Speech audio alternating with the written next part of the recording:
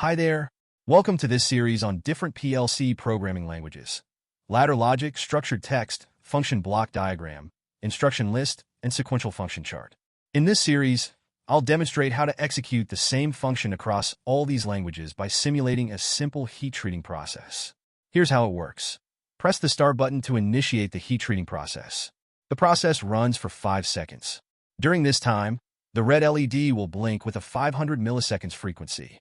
Once the heat treating is complete, the green LED will turn on.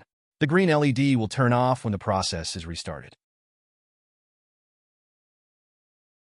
Here's the sequential functioning chart code running in the simulation. The process starts when you press the start button. The heating LED blinks to indicate the heating process is active. Once the heat treating is complete, the finished LED will light up. The LEDs will reset when the start button is pressed again.